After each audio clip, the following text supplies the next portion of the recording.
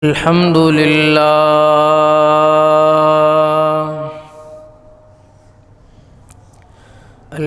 لله رب العالمين.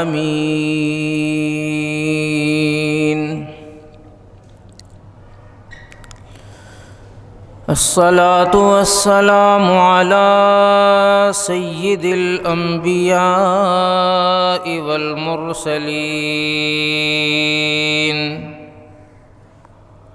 وعلى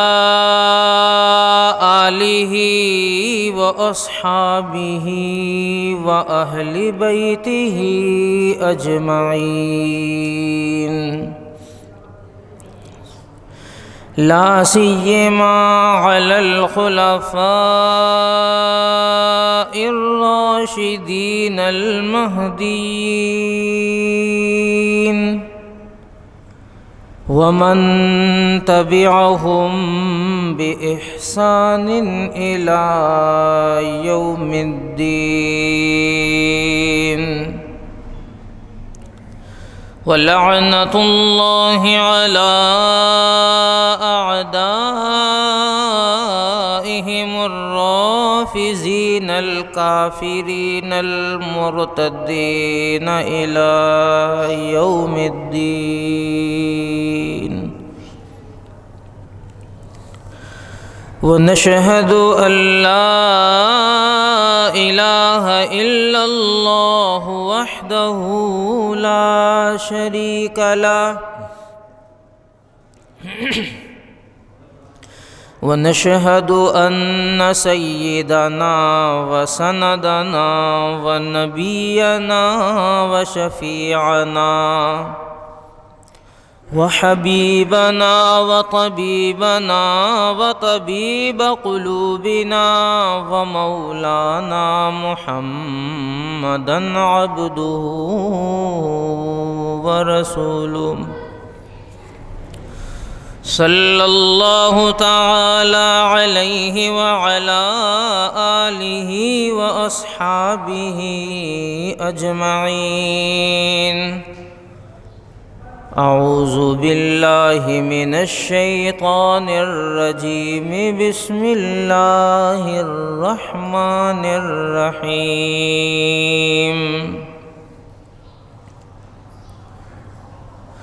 ومن يطع الله والرسول فأولئك مع الذين أنعم الله عليهم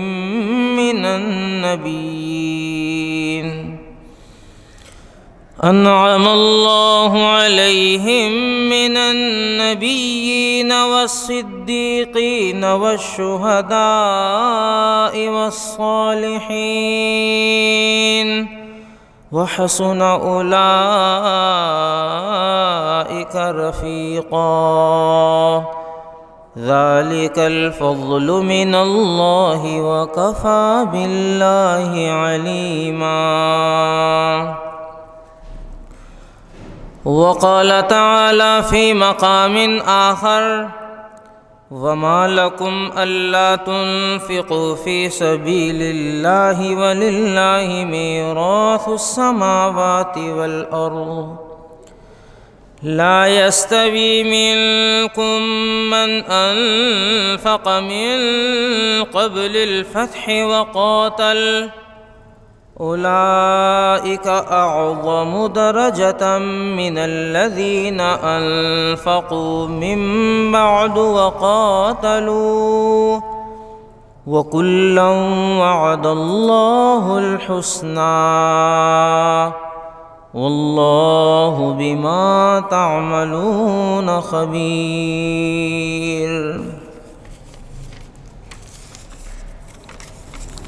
قال النبي صلى الله عليه وسلم: اللهم اجعل أبا بكر معي في درجتي يوم القيامة. قال النبي صلى الله عليه وسلم: لا ينبغي لقوم فيهم أبو بكر أن يؤمهم غيره. قال النبي صلى الله عليه وسلم: مروا ابا بکر فلیصلی بالناس۔ وعن ابن عمر رضی اللہ تعالی عنہ ان النبی صلی اللہ علیہ وسلم خرج ذات یوم ودخل المسجد وابو بکر وعمر احدهما عن يمينه والآخر عن شماله وهو آخذ بأيديهما، فقال النبي صلى الله عليه وسلم هكذا نبعث يوم القيامة، أو كما قال النبي صلى الله عليه وسلم۔ صدق الله مولانا العظيم وصدق رسوله النبي الكريم، ونحن على ذلك من الشاهدين والشاكرين والحمد لله رب العالمين۔ اور جسے صدیق کی صداقت کا اعتراف نہیں، جسے صدیق کی صداقت کا اعتراف نہیں، وہ لاکھ سجدے کرے مگر یہ گناہ معاف نہیں۔ دلوں میں بغض ابو بکر اور بدن پر لباس کا حج، یہ تیرے نصیب کے چکر ہیں طواف نہیں۔ صدیق سے رسم محبت ہے استوار، صدیق جب تلک دل میں نہ آئیں گے، اس دل میں نہ آئیں گے نبوت کے تاجدار۔ گرامی قدر محترم مکرم معزز سامعین، گزشتہ چند جمعات سے آپ حضرات کے سامنے امیر المومنین خلیفہ بلا فصل جانشین مصطفیٰ وارث مصلی رسول امیر المومنین سیدنا ابو بکر صدیق رضی اللہ تعالی عنہ کے فضائل اور مناقب اور حالات زندگی پر بات چل رہی ہے۔ گزشتہ جمعے اور اس سے پچھلے جمعے سیدنا ابو بکر صدیق رضی اللہ تعالی عنہ کا تذکرہ ہوا۔ کچھ اسلام سے قبل کے حالات پر بات ہوئی، اور پھر مکہ مکرمہ کے حالات پر مختصراً کچھ گفتگو آپ حضرات کے گوش و گزار کی گئی۔ اس کے بعد گزشتہ جمعے مدنی دور کے چند حالات پر آپ حضرات کے سامنے گفتگو ہوئی۔ قرآن و سنت کی روشنی میں سیدنا ابو بکر صدیق رضی اللہ تعالیٰ عنہ کی گفتگو ہوئی، اور فضائل اور مناقب حالات زندگی پر بات ہوئی۔ مدنی دور میں سیدنا ابو بکر صدیق رضی اللہ تعالیٰ عنہ حضور علیہ الصلاۃ والسلام کے ساتھ رہا کرتے تھے۔ تقریباً دن بھر کے معاملات اور مصروفیات میں حضور علیہ الصلاۃ والسلام کے ساتھ رہنے کے بعد عشاء کی نماز سے فراغت کے بعد لوگ اپنے اپنے گھروں کو روانہ ہو جایا کرتے تھے۔ حضور علیہ الصلاۃ والسلام مسجد نبوی میں سیدنا ابو بکر صدیق رضی اللہ تعالیٰ عنہ کو ساتھ لے کر گفتگو فرمایا کرتے تھے، مشاورت کیا کرتے تھے مسلمانوں کے معاملات اور حالات پر۔ یہ سیدنا ابو بکر صدیق رضی اللہ تعالیٰ عنہ کو اعزاز حاصل تھا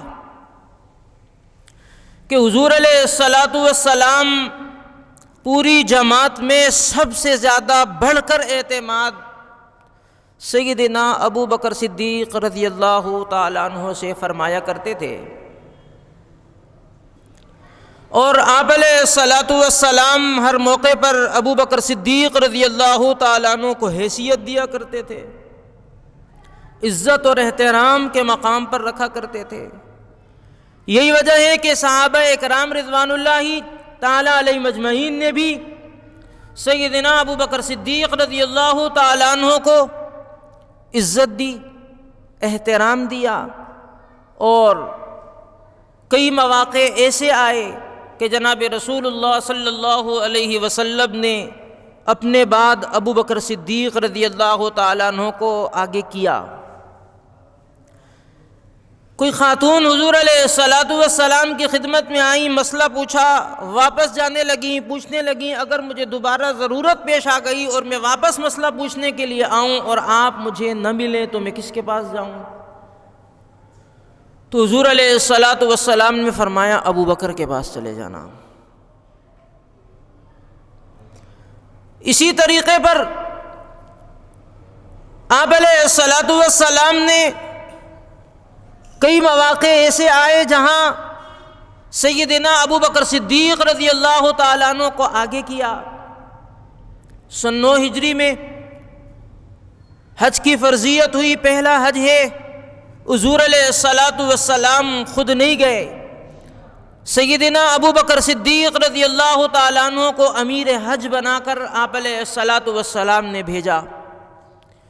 گویا کہ آپ دیکھیے کہ ابو بکر صدیق رضی اللہ تعالیٰ عنہ وہ صحابی رسول ہیں کہ خیر کے تمام کاموں میں اپنے آپ کو آگے کر رہے ہیں اور پیش لے کر کے جا رہے ہیں۔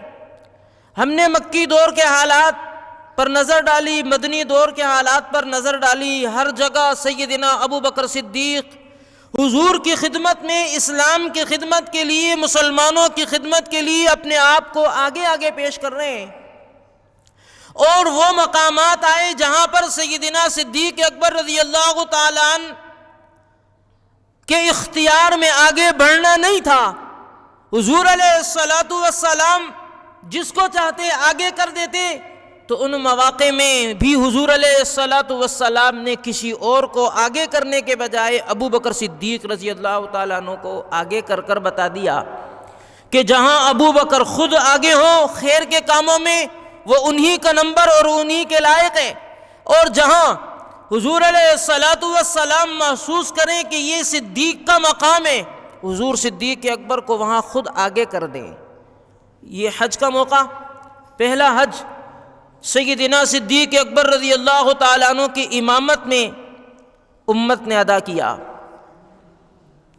اور اسی طریقے پر وہ مواقع جہاں پر پہلا نمبر آنے میں حضور علیہ السلام منتخب نہیں فرما رہے، یہ اعزاز اللہ نے دینا ہے، تو اللہ نے بھی جہاں پہلے نمبر کا اعزاز صحابہ کی جماعت میں کسی کو دینا تھا تو بھی ابو بکر صدیق رضی اللہ تعالیٰ عنہ کو آگے رکھا۔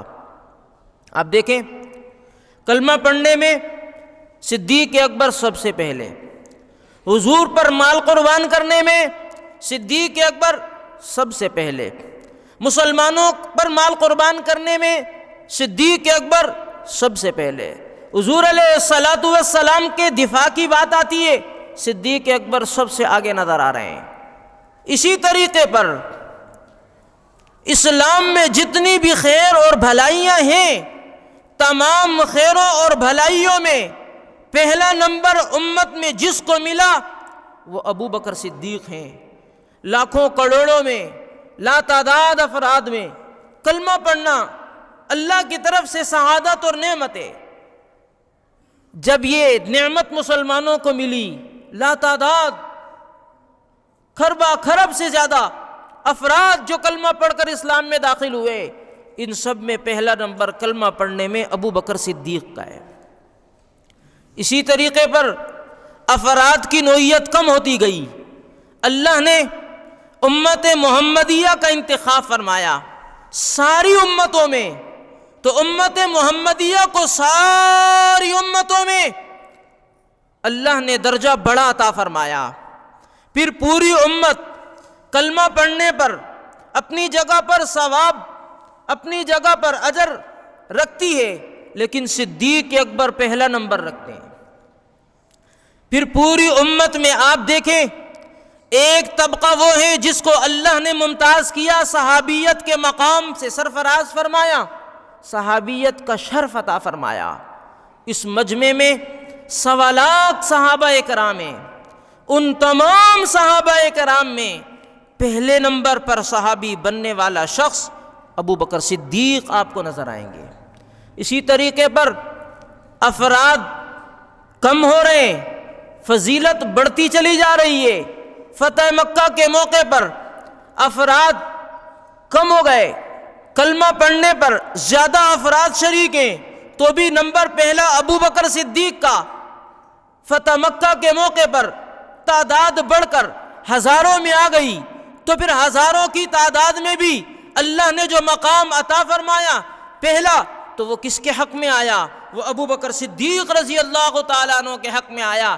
اسی طریقے پر آپ دیکھتے چلے جائیں، مقام اور مرتبے کے اعتبار سے افراد کم ہیں، فضیلت کے اعتبار سے درجات بڑھ رہے ہیں، افراد کی گنجائش کم ہے، لوگ کم ہوتے جا رہے ہیں، فضیلت بڑھتی چلی جا رہی ہے۔ فاتحین مکہ کے بعد مرتبہ آیا بیت رضوان کا، حدیبیہ کے موقع پر 1400 صحابہ کرام کو یہ شرف بخشا اللہ نے کہ قرآن کریم میں اللہ تعالیٰ بیان فرما رہے ہیں، لقد رضی اللہ عن المؤمنین اذ یبایعونک تحت الشجرۃ فعلم ما فی قلوبہم فانزل السکینۃ علیہم واثابہم فتحا قریبا۔ بیت رضوان کا اعزاز 1.25 لاکھ صحابہ کرام کی جماعت نے اللہ نے جن کو عطا فرمایا ان کی تعداد 1400 ہے۔ ان 1400 صحابہ میں پہلا نمبر ابو بکر صدیق کا بنتا ہے۔ اسی طریقے پر مرتبہ اور مقام بڑھتا چلا جا رہا ہے، افراد کم ہوتے جا رہے ہیں، ان کم افراد میں صدیق اکبر بھی موجود ہیں، بلکہ موجود ہی نہیں ہیں بلکہ اللہ نے ان کو پہلے نمبر پر رکھا۔ اصحاب بدر کے بارے میں فضیلتیں احادیث میں آئیں، قرآن کریم میں تفصیلی واقعہ موجود ہے۔ جب یہ بدر کے صحابہ جن کی فضیلت احادیث میں موجود ہیں، یہ سارے صحابہ میں ان کو عزت اور احترام اللہ نے عطا فرمایا، بعد میں آنے والے صحابہ بدری صحابہ کرام کو عزت و احترام اس لیے دیا کرتے تھے کہ یہ صحابی بدر میں شریک ہوئے ہیں۔ احترام صحابہ بھی ان کا اس لیے کر رہے ہیں کہ یہ بدر میں حضور کے ساتھ شریک ہوئے ہیں، مشکل گھڑی تھی، پہلا غزوہ تھا، حضور علیہ السلام کے ساتھ انہوں نے قربانی دی، اپنی جان کی، اپنے مال کی، پیش رہے، اپنے آپ کو آگے کیا۔ ان بدری صحابہ کی تعداد 313 ہیں، ان 313 میں پہلا نمبر کس کا بنتا ہے؟ آپ دیکھیں تو سیدنا ابو بکر صدیق رضی اللہ تعالیٰ عنہ کا بنتا ہے۔ اسی طریقے پر ابتدائے اسلام میں حضور علیہ السلام پر کلمہ پڑھنے والوں کی تعداد کم تھی، دار ارقم میں 40 کے قریب افراد تھے، ان 40 میں پہلا نمبر ابو بکر صدیق رضی اللہ تعالیٰ عنہ کا ہے۔ اور اسی طریقے پر حضور علیہ السلام نے ایک موقع پر ارشاد فرمایا 10 صحابہ کرام کا نام لے کر جنتی ہونے کا کہ اللہ تعالیٰ نے ان کو جنت عطا فرما دیے۔ ابھی ان کا انتقال نہیں ہوا، دنیا سے انہوں نے پردہ نہیں فرمایا، لیکن حضور علیہ السلام انہی کی زندگی میں نام لے لے کر ارشاد فرما رہے ہیں، ابو بکر فی الجنہ، عمر فی الجنہ، عثمان فی الجنہ، علی فی الجنہ۔ سارے 10 صحابہ کرام کا نام لے کر ایک ایک کا گن کر حضور علیہ السلام نے فرمایا یہ جنتی ہیں، یہ جنتی ہیں، یہ جنتی ہیں۔ جن کو دنیا میں جنت کی خوشخبریاں اور بشارتیں ملی، ان 10 صحابہ کرام کا جن کو نام لے کر حضور علیہ السلام نے فرمایا یہ جنتی ہیں، ان 10 میں پہلا نمبر دیکھیں گے تو ابو بکر نظر آئیں گے۔ یہ اعزاز ابو بکر کو کس نے دیا؟ اللہ نے دیا۔ اور اسی طریقے پر آپ دیکھیں عشرہ مبشرہ صحابہ کرام میں اعزاز اللہ نے 4 صحابہ کو جو دیا وہ ان 10 میں سب سے زیادہ تھا۔ یہ سارے 10 کے 10 جس 4 کا احترام کر رہے ہیں وہ خلفائے راشدین ہیں، حضرت ابو بکر، حضرت عمر، حضرت عثمان، حضرت علی۔ یہ وہ خلفاء ہیں جن کو خلفائے راشدین کا درجہ اور اعزاز ملا۔ جب یہ 4 درجات تقسیم ہوئے، ان درجات میں بھی پہلا نمبر ابو بکر صدیق کا بنتا ہے۔ اسی طریقے پر حضور علیہ السلام نے ایک موقع پر ارشاد فرمایا، اللہ نے ہر نبی کے 2 وزیر بنائے، آسمان میں بھی اور زمین میں بھی۔ میرے وزیر اللہ نے آسمان میں جبرائیل اور میکائیل کو بنایا، زمین میں ابو بکر و عمر کو بنایا۔ اب یہاں مقام کے اعتبار سے، مرتبے کے اعتبار سے، عزت کے اعتبار سے، شرافت کے اعتبار سے اللہ نے پوری صحابہ کی جماعت میں صرف 2 افراد کو رکھنا تھا، وہاں ان 2 افراد میں بھی پہلا نمبر کس کو ملا؟ ابو بکر صدیق رضی اللہ تعالیٰ عنہ کو ملا۔ یہ اعزاز اللہ نے عطا فرمایا۔ اسی طریقے پر آپ دیکھیں حضور علیہ الصلوۃ والسلام آج جنت میں آرام فرما رہے ہیں، روضہ شریف میں آرام فرما رہے ہیں، وہاں پر 2 صحابہ کرام کے لیے اللہ نے جگہ کا انتخاب فرمانا تھا۔ 1.25 لاکھ صحابہ کرام میں 2 افراد کو یہ فضیلت ملنی تھی کہ حضور علیہ الصلوۃ والسلام کے ساتھ روزے میں جن کو آرام کا موقع ملے گا، حضور علیہ الصلوۃ والسلام کے ساتھ آرام کا شرف ملے گا، ان 2 افراد میں بھی پہلا نمبر ابو بکر صدیق کا آپ کو نظر آئے گا۔ حضور علیہ الصلوۃ والسلام قبر میں، روزہ مبارک میں آرام فرما رہے ہیں۔ حضور علیہ الصلوۃ والسلام کے بالکل برابر میں، حضور کے سینے کے قریب سیدنا ابو بکر صدیق کا منہ مبارک ہے۔ حضور علیہ الصلوۃ والسلام کے بالکل برابر میں ابو بکر آرام فرما رہے ہیں، ابو بکر صدیق کے برابر میں حضرت عمر آرام فرما رہے ہیں۔ اس روزے میں یہ اللہ نے اعزاز 2 افراد کو دینا تھا تو 2 کا انتخاب ہوا، تو پہلا انتخاب ابو بکر صدیق کا ہوا۔ جہاں جہاں اللہ نے خیر اور بھلائیوں میں اعزاز پہلے نمبر پر کسی کو دینا تھا تو اللہ نے بھی ابو بکر صدیق رضی اللہ تعالیٰ عنہ کا انتخاب فرمایا۔ حضور علیہ الصلوۃ والسلام کے ساتھ سیدنا صدیق اکبر مدنی دور میں ساتھ ہیں۔ حضرت عبداللہ ابن عمر فرماتے ہیں جناب رسول اللہ صلی اللہ علیہ وسلم نے ایک موقع پر ارشاد فرمایا، ہم نے دیکھا ہم مسجد میں موجود تھے، آپ علیہ الصلوۃ والسلام نکلے گھر سے، مسجد میں داخل ہوئے، دائیں جانب ابو بکر تھے، بائیں جانب عمر تھے رضی اللہ عنہما، اور آپ علیہ الصلوۃ والسلام جیسے ہی مسجد میں داخل ہوئے دونوں کے ہاتھ آپ نے پکڑے ہوئے تھے، سیدھے ہاتھ میں ابو بکر صدیق کا ہاتھ، بائیں ہاتھ میں حضرت عمر فاروق رضی اللہ تعالیٰ عنہ کا ہاتھ، دونوں ہاتھوں کو آپ علیہ الصلوۃ والسلام نے یوں اٹھایا اور آپ علیہ الصلوۃ والسلام نے فرمایا ہاکذا نبعث یوم القیامہ، کہ قیامت کے دن بھی اللہ ہم تینوں کو، ان دونوں کو، ابو بکر و عمر کو میرے ساتھ یوں اٹھائیں گے اور ہم قیامت کے دن بھی یوں ہی ساتھ ہوں گے جیسے تم آج دیکھ رہے ہو کہ اللہ نے ابو بکر کو، عمر کو میرے ساتھ رکھا ہے، اللہ قیامت کے دن بھی ان کو میرے ساتھ رکھیں گے۔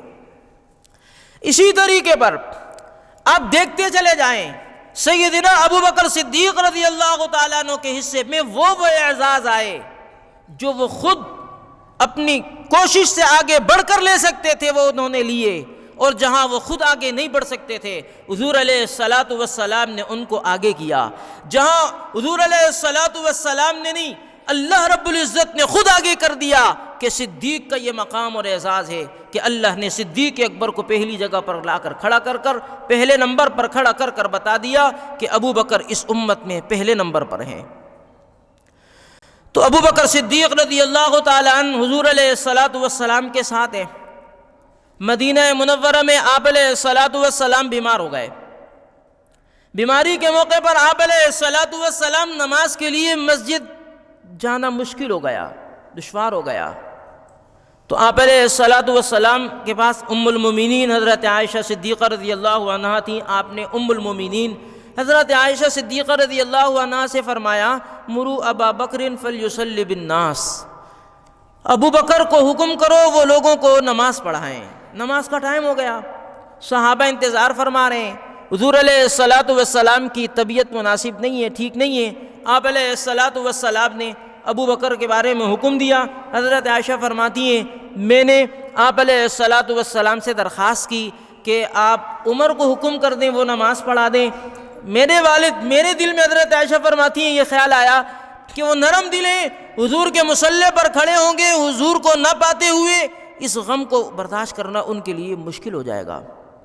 تو ام المومنین حضرت عائشہ صدیقہ رضی اللہ عنہا فرماتی ہیں میں نے حضور سے فرمایا عمر سے فرما دیں، وہ نماز پڑھا دیں گے۔ آپ علیہ الصلوۃ والسلام نے فرمایا نہیں، مرو ابا بکر فلیصلی بالناس۔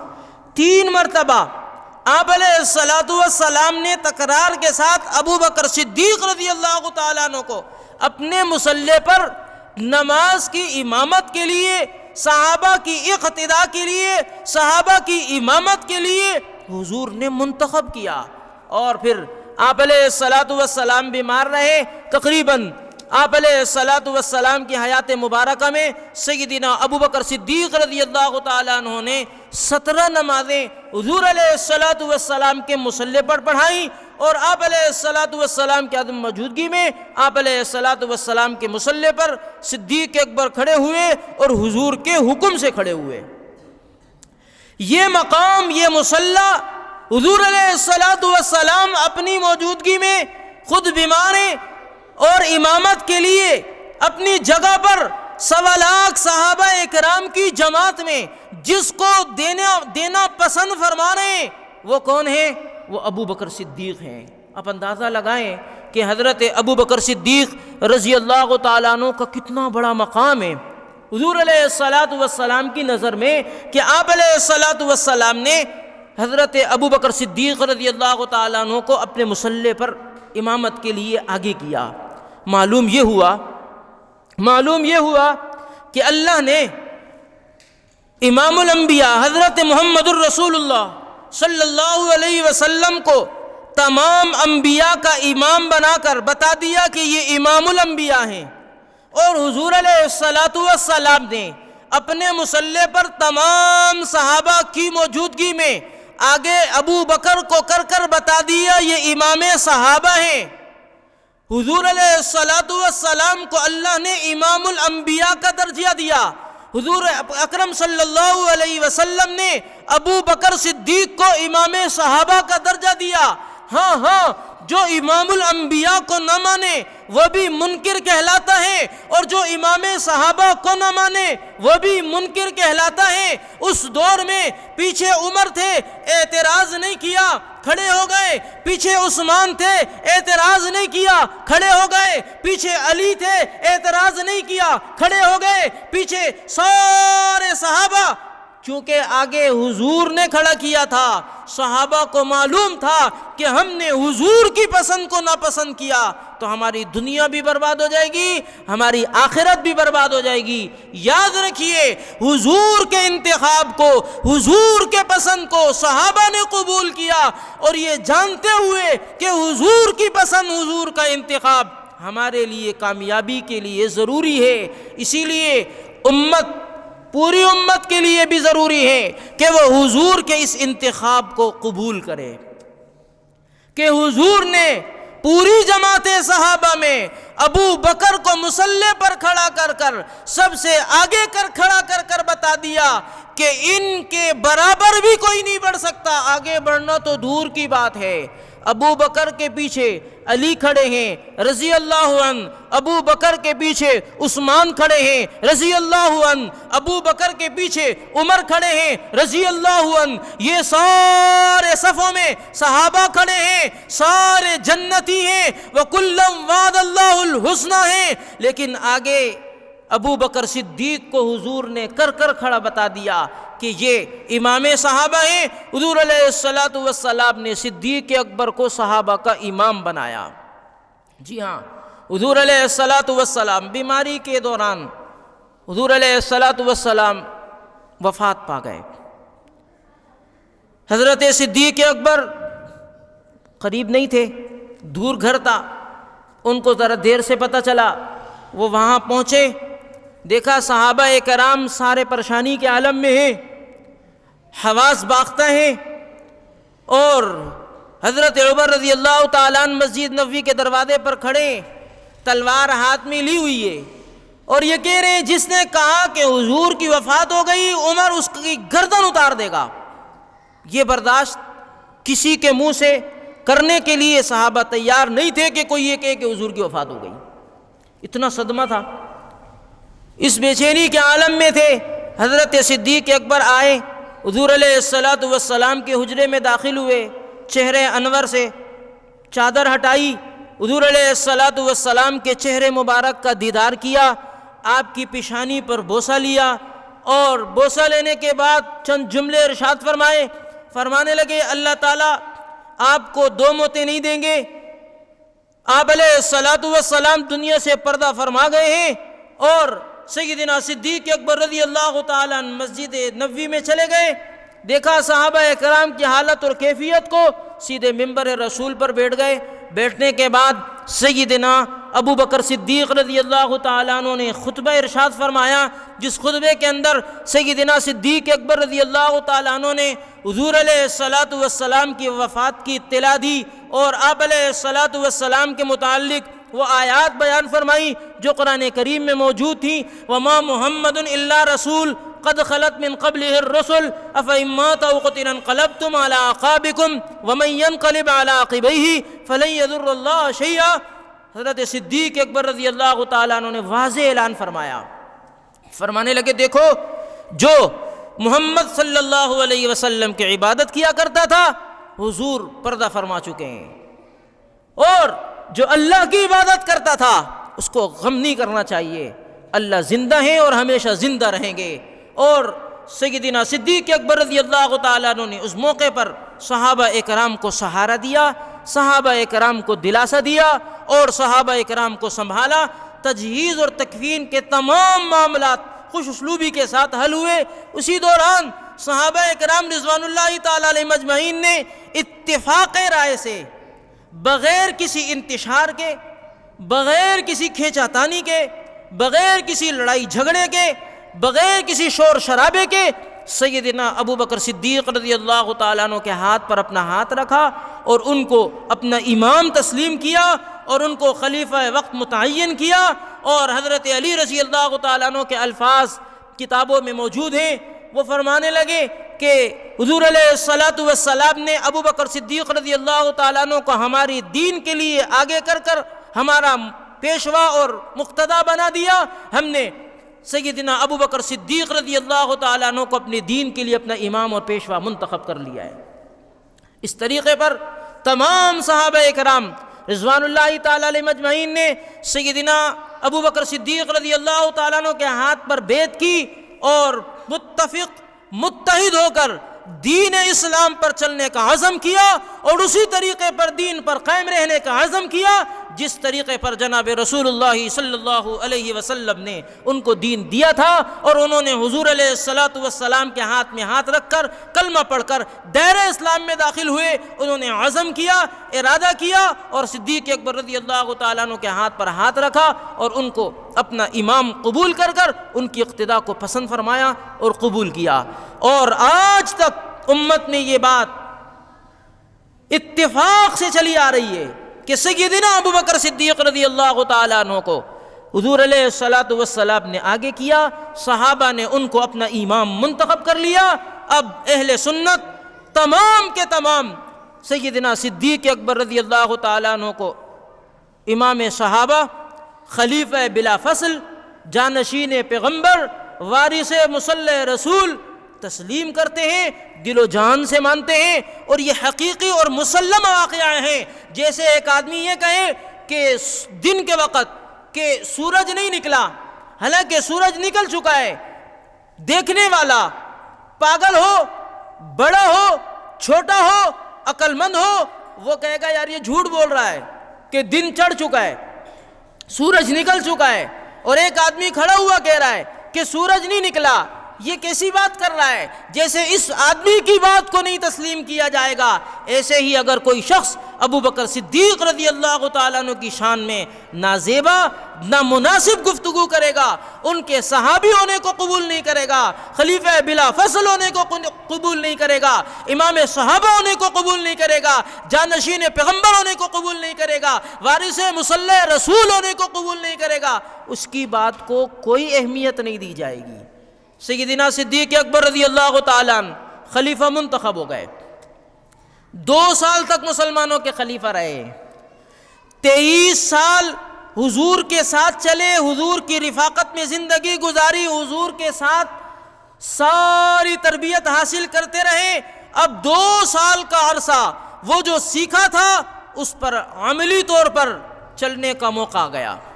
وہ جو سارا ذخیرہ حضور سے سیکھا تھا عملی طور پر اس پر چلنے کا موقع آ گیا، اس کو ظاہر کرنے کا موقع آ گیا، اس کو اظہار کرنے کا موقع آ گیا۔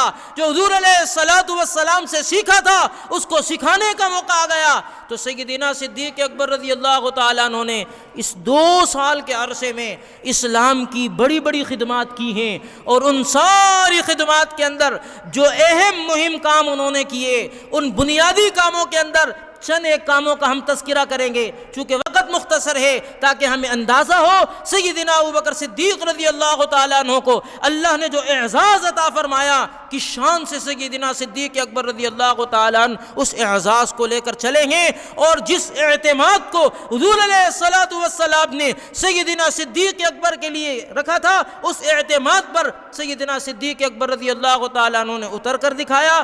کس انداز سے؟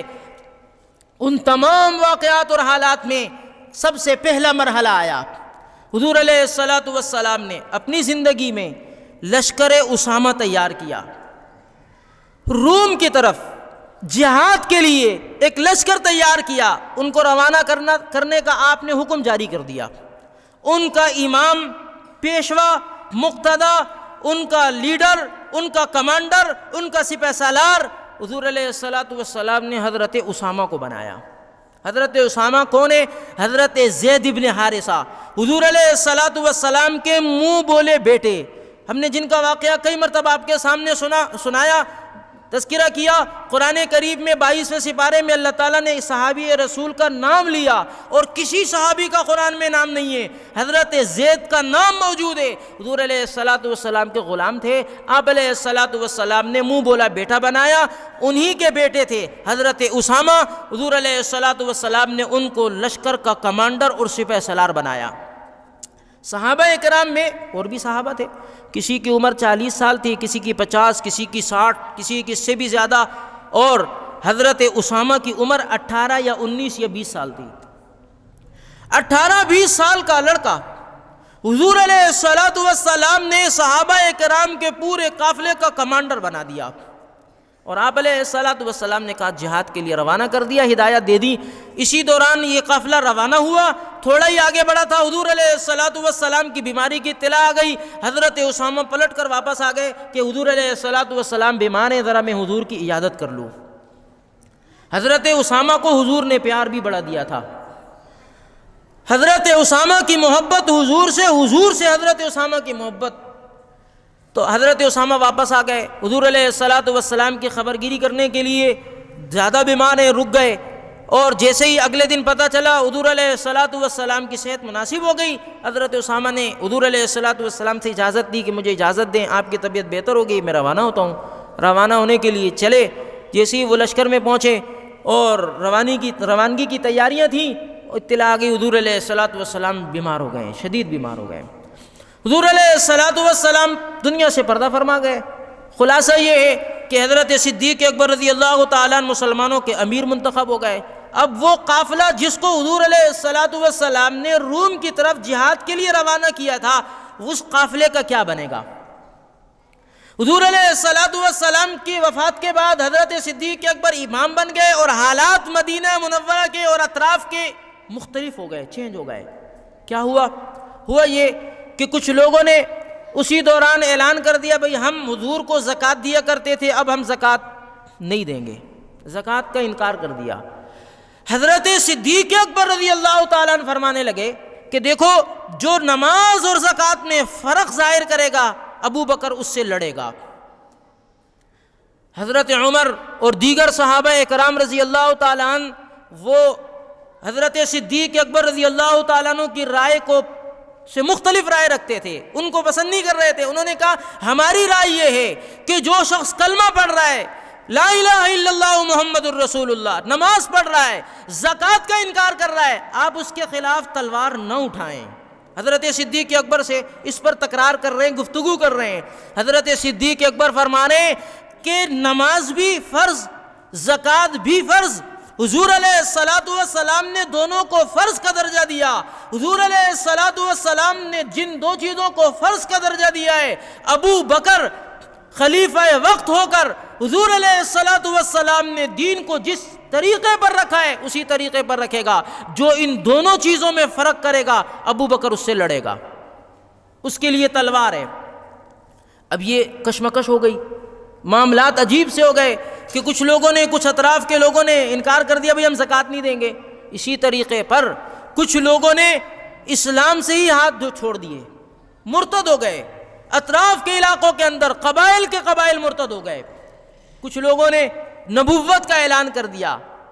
آپ تاریخ کی کتابوں میں جائیں آپ کو نام ملیں گے, اسود ہے, اسی طریقے سے دیگر جنہوں نے نبوت کے دعوے کیے, جھوٹے لوگ کہ بھئی ہمیں اللہ نے نبی بنایا. انہوں نے موقع دیکھ کر اس کو غنیمت جانتے ہوئے فائدہ حاصل کرنے کے لیے انہوں نے لوگوں کو ورغلایا, اور لوگ ان کے ورغلانے میں آ گئے اور ان کے ساتھ ہو گئے. تو یہ 3 مسئلے کھڑے ہو گئے. پہلا مسئلہ وہ لشکر جو حضرت اسامہ کا حضور علیہ الصلوۃ والسلام نے ترتیب دیا تھا اس کو روانہ کرنا ہے. دوسرا مسئلہ زکوٰۃ کے انکار کرنے والے کچھ لوگ پیدا ہو گئے. تیسرا مسئلہ کچھ لوگ اسلام سے ہاتھ دھو بیٹھے. اب یہ 3 مختلف قسم کے معاملات درپیش ہو گئے.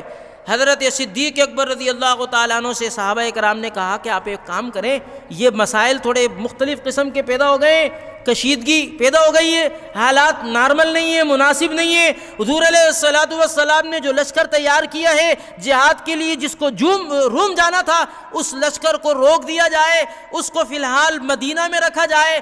مسائل کشیدہ ہو چکے ہیں, لہذا یہاں ضرورت ہے مردوں کی, مجاہدوں کی, مقابلہ کرنے والوں کی. ادھر لوگوں نے زکوٰۃ کا انکار کر دیا, ادھر مرتدین نے سر اٹھا لیا ہے, تو لہذا بہتر یہ کہ اس قافلے کو نہ بھیجا جائے. حضرت صدیق اکبر نے سب کی بات سنی. سننے کے بعد فرمانے لگے, میں محمد الرسول اللہ صلی اللہ علیہ وسلم کے کیے ہوئے فیصلوں کو من وعن اسی طریقے سے پورا کروں گا جیسے حضور علیہ الصلوۃ والسلام نے وہ فیصلے کیے ہیں. کوئی رد و بدل نہیں ہوگا. آپ نے لشکر اسامہ کی تشکیل کر دی ہے, مجمع تیار ہو چکا ہے, علاقے کی نشاندہی ہو گئی ہے. حضور علیہ الصلوۃ والسلام نے لشکر کو ہدایات کر کر روانہ کر دیا ہے. یہ لشکر جائے گا اپنے مقام پر, اور یہ لڑائی اور یہ جہاد ہوگا, اور یہ لشکر واپس نہیں ہوگا. ابو بکر اس لشکر کو نہیں روکے گا.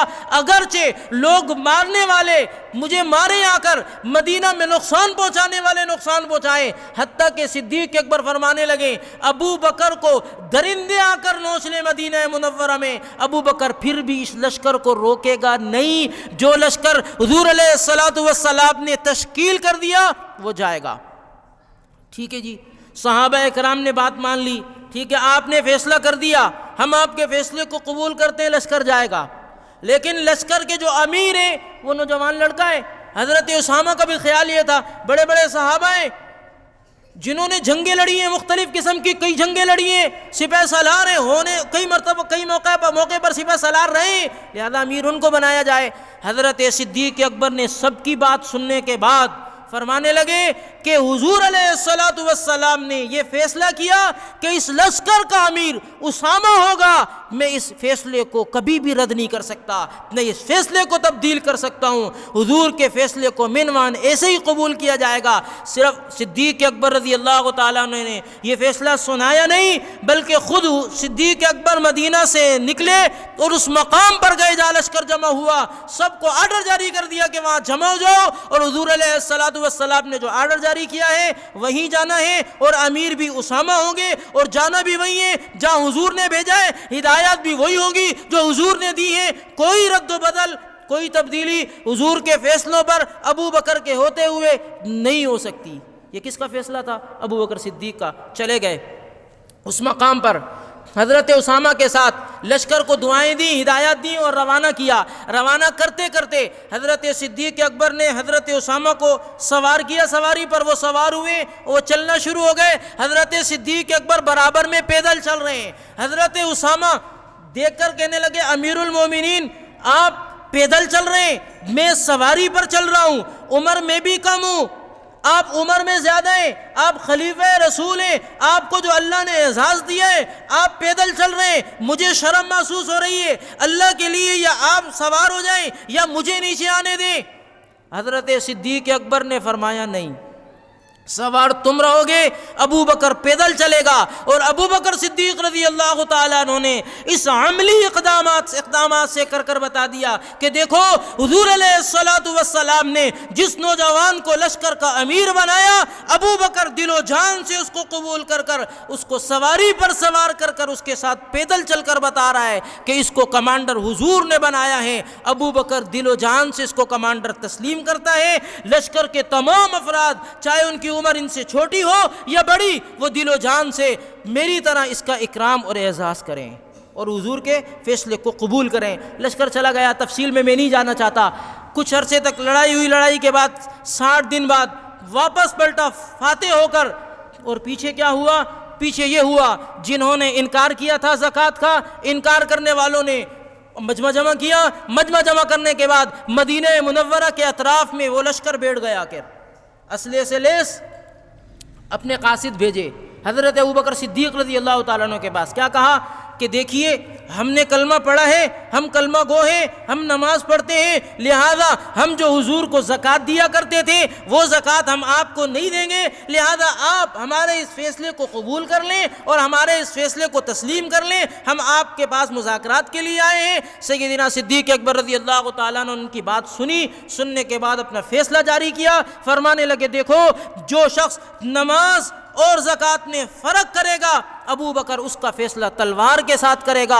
حضرت صدیق اکبر رضی اللہ تعالیٰ عنہ نے فرمایا میں تمہارا فیصلہ نہیں مانتا، کہ تمہاری یہ بات ہم نہیں تسلیم کریں گے کہ تم کلمہ تو پڑھو زکوٰۃ نہ دو، نماز تو پڑھو زکوٰۃ نہ دو۔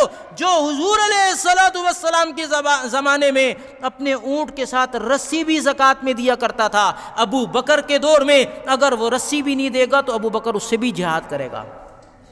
حضرت عبداللہ ابن مسعود بڑے صحابی ہیں، وہ فرماتے ہیں اللہ نے بڑا اعزاز دیا، فرماتے ہیں ابو بکر صدیق رضی اللہ تعالی عنہ نے اس موقع پر امت ہلاکت کے منہ میں جا رہی تھی، صدیق اکبر کے ذریعے سے اللہ نے امت کو بچایا، کہ ابو بکر اس بات پر ڈٹ گئے کہ اللہ کا فیصلہ ہے کہ روزہ بھی فرض ہے، نماز بھی فرض ہے، اس میں کوئی تفریق نہیں ہوگی۔ ابو بکر نے کہا میں تلوار سے جو اس میں تفریق کرے گا اس کا کام تمام کروں گا۔ ہم صحابہ اکرام اس کو فیصلے کو، اس بات کو شرح صدر کے ساتھ قبول نہیں کر رہے تھے۔ جب ابو بکر صدیق رضی اللہ تعالیٰ نے اس پر جم گئے، انہوں نے دلائل سے بات واضح کی، ہم نے حضرت ابو بکر صدیق کی بات کو قبول کیا۔ اور ہوا یہ کہ انہوں نے اپنے قاصد بھیجے، صدیق اکبر نے منع کر دیا، تمہاری بات نہیں مانی جائے گی، واپس چلے گئے۔ جا کر انہوں نے کہا بھئی مدینہ تو خالی ہے، نوجوان تو ہے نہیں، بہترین موقع ہے، چلو چڑھائی کرتے ہیں۔ ادھر صدیق اکبر رضی اللہ تعالیٰ عنہ نے مدینہ میں اعلان کر دیا بھئی جو نوجوان ہیں گھروں میں نہیں رہیں گے، جو مرد ہیں وہ گھروں میں نہیں رہیں گے، وہ سب مسجد نبوی میں آ جائیں، رات بھی مسجد نبوی میں، دن بھی مسجد نبوی میں۔ اور آپ علیہ الصلوۃ والسلام نے نوجوانوں کی تشکیلیں کر دیں، کہا جاؤ مدینہ کی گلیوں میں تمہاری ڈیوٹی فلاں جگہ پر، تمہاری ڈیوٹی فلاں جگہ پر، تمہاری چوکیداری فلاں جگہ پر، تم نے فلاں مقام پر چوکیداری کرنی ہے۔ جن لوگوں کے ارادے مجھے مناسب نہیں لگ رہے ہیں، انہوں نے مذاکرات کے لیے ہمارے پاس بندے بھیجے اور کہا کہ زکوٰۃ ہم سے زکوٰۃ کو ختم کیا جائے، ہمیں زکوٰۃ معاف کی جائے۔ صدیق اکبر فرماتے میں نے کہا ہم اس فیصلے کو قبول نہیں کریں گے، ہمارا فیصلہ وہی ہے جو حضور کے زمانے میں زکوٰۃ بھی فرض ہے، نماز بھی فرض ہے، جو تفریق کرے گا ہم اس کا فیصلہ تلوار سے کریں گے۔ اور اب میرا گمان یہ ہے کہ ان کے ارادے صحیح نہیں ہے، وہ مدینہ پر چڑھائی کریں گے، اس سے پہلے کہ تم مستعد اور تیار ہو جاؤ۔ تیار ہو گئے، وہی ہوا، انہوں نے وہاں سے حملہ کیا۔ ادھر سے سیدنا صدیق اکبر رضی اللہ تعالیٰ عنہ اپنے ان بچے کچھ افراد کو ساتھ لے کر چلے گئے، مقابلہ کیا، مقابلہ کر ان کو دھکیلا، پسپا کیا۔ اللہ نے عزت عطا فرمائی اور کامیابی عطا فرمائی کہ منکرین زکوٰۃ کے خلاف صدیق اکبر رضی اللہ تعالیٰ عنہ کو اللہ نے فتح سے ہمکنار کیا۔ اور یوں ہوا کہ سیدنا صدیق اکبر رضی اللہ تعالیٰ عنہ نے ان کی ایسی پٹائی کی، صحابہ کرام نے ان کی ایسی مار لگائی کہ وہ واپس گئے اپنے علاقوں کے اندر۔ اور ان میں جو لوگ مطمئن تھے کہ یہ جا رہے ہیں مذاکرات کر کے آئیں گے، ان کے حق میں فیصلہ ہوگا، ہم غالب آ جائیں گے، انہوں نے دیکھا بھئی یہ بات تو نہیں ہوئی، پھر اطراف میں کیا ہوا؟ لوگوں نے دیکھ لیا کہ صدیق اکبر کا فیصلہ مضبوط ہے، لہذا صدیق اکبر مضبوط ہیں، اور انہیں اس بات کو قبول کیا کہ صدیق اکبر کا فیصلہ ہم تسلیم کرتے ہیں۔ سیدنا ابوبکر صدیق رضی اللہ تعالیٰ عنہ جو فرما رہے ہیں کہ نماز اور زکوٰۃ میں کوئی فرق نہیں ہے، لہذا ہم اپنی زکوٰۃ دیں گے، اور قافلے در قافلے قبائل آئے اور آنا شروع ہو گئے، اور آ کر سیدنا صدیق اکبر رضی اللہ تعالیٰ عنہ کے ہاتھ میں زکوٰۃ دے کر جمع کرنا شروع ہوئے۔ اور یہ سیدنا صدیق اکبر کا دوسرا فیصلہ تھا لشکر اسامہ کے بعد کہ جو زکوٰۃ کا انکار کرے گا صدیق اکبر اس سے جہاد کرے گا۔ یہی وجہ ہے کہ آج زکوٰۃ کا فریضہ مضبوط ہے اور امت میں قائم اور دائم ہے، اس میں صدیق اکبر کی قربانیاں موجود ہیں۔ آگے چلے جائیں، مرتدین سے معاملات ہوئے، کئی جنگیں ہوئیں اطراف میں، اللہ نے ان میں بھی کامیابیاں عطا فرمائیں۔ اسی طریقے پر سیدنا عمر رضی اللہ تعالیٰ نے ایک موقع پر حضرت صدیق اکبر کے پاس آ گئے، جنگ یرموک ہوئی، اس جنگ یرموک میں سیدنا صدیق اکبر رضی اللہ تعالیٰ عنہ کے دور میں حفاظ کافی سارے شہید ہو گئے، وہ حفاظ شہید ہوئے تو سیدنا ابوبکر صدیق رضی اللہ تعالیٰ عنہ سے حضرت عمر نے فرمایا، امیر المومنین میری رائے یہ ہے کہ حفاظ شہید ہو رہے ہیں اور مجھے ایسا محسوس ہو رہا ہے یہ جنگیں چل رہی ہیں، اگر حفاظ شہید ہو گئے تو قرآن کریم کا کافی سارا حصہ ہم سے ضائع ہو جائے گا، لہذا میری رائے یہ ہے کہ قرآن کریم کو کتابی شکل میں محفوظ کیا جائے۔ حضرت عمر نے حضرت صدیق اکبر کو رائے دی، حضرت صدیق اکبر نے اس رائے کو یہ جواب دے کر ایک لمحے کے لیے مؤخر کر دیا کہ جب حضور کے دور میں قرآن کریم کو کتابی صورت میں نہیں جمع کیا گیا تو آج ابو بکر یہ کیسے کر سکتا ہے؟ حضرت عمر فرماتے ہیں میں لگاتار صدیق اکبر سے بات کرتا رہا، بات ہوتی رہی، حتیٰ کہ حضرت ابو بکر کا سینہ اللہ نے کھول دیا اور حضرت ابو بکر صدیق رضی اللہ تعالیٰ عنہ نے یہ بات قبول کر لی، اور پھر صدیق اکبر رضی اللہ تعالیٰ عنہ نے حضرت زید کو بلوایا اور بلانے کے بعد ان کے ذمے یہ کام لگایا کہ تم قرآن کریم کو کتابی صورت میں جمع کرو۔ تو سیدنا صدیق اکبر کا امت پر یہ بہت بڑا احسان ہے کہ آج ہمارے پاس قرآن کریم کتابی صورت میں جو محفوظ ہے، یہ حضرت صدیق اکبر رضی اللہ تعالیٰ عنہ کا کارنامہ ہے، یہ انہی کا نتیجہ ہے، ان کی محنت ہے، انہوں نے اپنے دور میں قرآن کریم کو کتابی صورت میں جمع فرمایا، ورنہ حضور علیہ السلام کے دور میں قرآن کریم کا نزول ہوتا تھا، صحابہ اکرام سنا کرتے تھے، محفوظ کر لیا کرتے تھے، حافظے مضبوط تھے، سینوں میں قرآن محفوظ تھا، حتیٰ کہ حضور علیہ السلام ہر سال پورا قرآن سنایا کرتے تھے، حضرت جبرائیل کو ایک مرتبہ اور جبرائیل حضور کو ایک مرتبہ سنایا کرتے تھے، صحابہ کرام کو قرآن کریم یاد تھی، صورتیں یاد تھیں، سپارے یاد تھے، سارے چیزیں یاد تھیں، لیکن سینے میں قرآن محفوظ تھا، کتابی صورت میں محفوظ نہیں تھا۔ حضرت عمر رضی اللہ تعالیٰ عنہ نے سیدنا صدیق اکبر رضی اللہ تعالیٰ عنہ کو آمادہ کیا اور صدیق اکبر اس پر آمادہ ہوئے، اور آمادہ ہونے کے بعد انہوں نے اس فریضے کو پورا کیا، اس کام کو پورا کیا اور قرآن کریم کو کتابی صورت میں جمع کر دیا۔ سیدنا صدیق اکبر رضی اللہ تعالیٰ عنہ کی خلافت میں یہ وہ کام ہوئے ہیں جس کی وجہ سے امت پر سیدنا صدیق اکبر رضی اللہ تعالیٰ عنہ نے احسان فرمایا ہے۔ قرآن کریم کا کتابی صورت میں پہنچ جانا یہ بھی صدیق اکبر رضی اللہ تعالیٰ عنہ کا بڑا احسان ہے۔ 2 سال چند مہینے خلیفہ رہے ہیں، اس کے بعد سیدنا صدیق اکبر رضی اللہ تعالیٰ عنہ کی طبیعت خراب ہوئی، بیمار ہوئے، وفات پا گئے، اور اپنے بعد وصیت کر گئے کہ میرے بعد مسلمانوں کے خلیفہ حضرت عمر رضی اللہ تعالیٰ عنہ ہیں۔ وفات ہو گئی تو حضرت صدیق اکبر رضی اللہ تعالیٰ عنہ نے وفات سے پہلے وصیت کی تھی، فرمانے لگے دیکھو جب میرا انتقال ہو جائے، تجہیز تکفین کے بعد حضور علیہ السلام کے روضے کے دروازے کے باہر لے جا کر میری میت کو رکھ دینا اور اجازت طلب کرنا، اگر اجازت ملے تو روضہ رسول میں دفن کر دینا، اگر اجازت نہ ملے تو عام قبرستان میں جا کر دفنا دینا۔ حضرت صدیق اکبر رضی اللہ تعالیٰ عنہ کا جنازہ تیار ہوا، لے جا کر ان کو حضور کے روضے کے باہر رکھا گیا اور یہ ندا دی گئی کہ حبیب حاضر ہیں، حضور علیہ السلام کے صحابی حضور کے یار غار حاضر ہیں۔ ادھر سے دروازہ کھلا اور آواز آئی کہ حبیب کو حبیب سے ملا دو، یہ الفاظ موجود ہیں کتابوں کے اندر۔ دروازہ کھلا اور سیدنا صدیق اکبر رضی اللہ تعالیٰ عنہ کے لیے اندر قبر تیار ہوئی، اور صدیق اکبر رضی اللہ تعالیٰ عنہ کو حضور علیہ السلام کے برابر میں قبر بنا کر آپ کو دفنایا گیا۔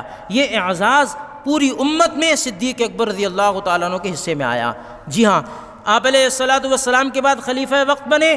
خلیفہ وقت بننے کے بعد جب وفات قریب آئی تو 2-4 وصیتیں اور بھی کیں۔ ایک وصیت یہ کی کہ جب میرا انتقال ہو جائے، خلیفہ وقت امیر المومنین عمر ہوں گے تو میری چیزیں جو بچ چکی ہیں وہ جا کر ان کے حوالے کی جائیں۔ لوگوں نے وہ چیزیں جا کر ان کے حوالے کی۔ ایک اونٹنی تھی، ایک غلام تھا اور ایک چادر یا ایک پیالہ جا کر امیر المومنین حضرت عمر رضی اللہ تعالیٰ عنہ کے سامنے رکھا۔ حضرت عمر سے کہا یہ سیدنا صدیق اکبر کا کل متاع ہے جو وہ چھوڑ کر دنیا سے گئے ہیں۔ اور اسی طریقے پر حضرت صدیق اکبر نے فرمایا کہ دیکھو میرے پاس تجارت، میرا کام تھا، تجارت کے ذریعے سے میں کاروبار کیا کرتا تھا، اپنے گھر کا گزر بسر کیا کرتا تھا۔ مجھ پر خلافت کا بوجھ ڈالا گیا، میں تجارت سے رک گیا، میں نے مسلمانوں کے بیت المال سے وظیفہ لیا ہے۔ یہ 2 سال اور اتنے مہینے کے اتنے عرصے میں جتنا وظیفہ مجھے دیا گیا ہے، اس سارے وظیفہ کو ٹوٹل کر میری ایک زمین ہے، اس کو بیچنے کے بعد وہاں سے وہ رقم آئے تو جا کر بیت المال میں جمع کرا دینا۔ یہ مسلمانوں کے خلیفہ وقت ہیں جنہوں نے خلافت کے دور میں جو وظائف لیے تھے وہ وظائف بھی اپنی زمین بیچ کر وصیت کی کہ واپس کر دینا کہ میں مسلمانوں کے بیت المال سے لینا پسند نہیں کر رہا، لیکن میرے لیے مسلمانوں نے فیصلہ کیا تھا، میں نے وہ لیا، لیکن اب میری زمین سے اس کو واپس کیا جائے۔ جب یہ زمین بیچی گئی اور یہ پیسے لا کر امیر المومنین حضرت عمر فاروق رضی اللہ تعالیٰ عنہ اس وقت خلیفہ وقت تھے، ان کے دربار میں پیش کیے گئے۔ یہ وہ پیسے ہیں جو صدیق اکبر نے خلافت کے زمانے میں استعمال کیے تھے، وہ سارے بیت المال میں جمع کیے جا رہے ہیں۔ یہ حضرت صدیق اکبر رضی اللہ تعالیٰ عنہ کے حالات ہیں، ہم نے مختصراً آپ کے سامنے رکھے، ورنہ سیدنا صدیق اکبر کی زندگی پڑھنے کے قابل ہے۔ سیدنا صدیق اکبر رضی اللہ تعالیٰ عنہ کی زندگی سننے کے قابل ہے۔ آج مسلمان ان کی زندگی سے بے خبر ہو کر، غافل ہو کر پتہ نہیں کس کس کو اپنا آئیڈیل بنا رہے ہیں۔ آج ہمیں چاہیے ہم سیدنا ابوبکر صدیق رضی اللہ تعالیٰ عنہ کی زندگی کو پڑھیں، خوبصورت زندگی، بہترین زندگی کو اپنے لیے نمونہ بنائیں، مشعل راہ بنائیں اور اسی کو اپنے لیے ذخیرہ بنائیں کہ ہم نے اسی سے سیکھنا ہے، اسی کو آئیڈیل بنانا ہے، اسی کے مطابق زندگی گزارنی ہے تو ہمارے لیے کامیابی ہوگی۔ آج مسلمان اگر بادشاہ بنتا ہے، وزیر بنتا ہے، حاکم بنتا ہے تو مسلمانوں کے گلے کاٹ رہا ہے، ظلم کر رہا ہے، چکی میں پیس رہا ہے، مسلمانوں کو ظلم کی چکی میں تباہ کیا جا رہا ہے۔ حالات آپ کے سامنے، اور سیدنا صدیق اکبر کی خلافت کے چند لمحات آپ کے سامنے، کس انداز میں انہوں نے خدمات کی اور قربانیاں دیں۔ اللہ تعالی ہم سب کو سیدنا صدیق اکبر رضی اللہ تعالیٰ عنہ کے نقش قدم پر چلتے ہوئے دین کی خدمت کی توفیق نصیب فرمائے۔ وآخر دعوانا ان الحمدللہ رب العالمین۔ علماء اکرام کے نیو بیانات سننے کے لیے آپ ہمارے فیس بک پیج کو لائک کریں اور ہمارے یوٹیوب چینل کو سبسکرائب کر کے بیل آئیکن پر کلک کیجیے۔ اپنی نیک دعاؤں اور تمناؤں میں ادارہ سعد نشریات کو یاد رکھیں۔ شکریہ۔ علماء حق کی آواز، سعد نشریات۔